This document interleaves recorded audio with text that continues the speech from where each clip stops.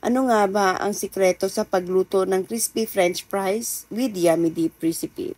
So dito gumamit ako ng mga malalaking patatas at binalatan ko siya pagkatapos siniwa ko siya parehaba or lengthwise. Mainam kasi gumamit tayo ng malalaking patatas dito guys para hindi tayo mahirapang mag-slice. The bigger the patatas is, the better. Pagkatapos ko ngang makat siya into lengthwise ay nagprepare na din ako ng ice water and leave it in the cold water with ice for 30 minutes. After 30 minutes, move it into hot water for 10 minutes.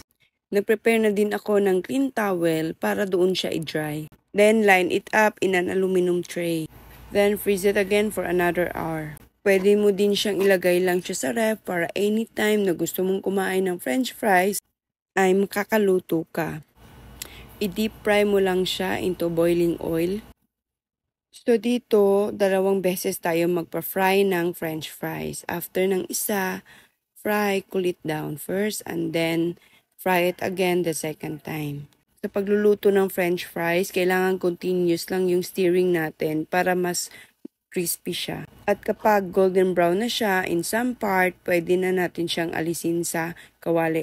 Sa paggawa naman ng dipping sauce, haluin lang natin yung mayonnaise at saka ketchup. Pagkatapos ay haluin lang natin siya ng mabuti. So ayan, ready to serve na. So this is how I make my crispy french fries. Follow me for more!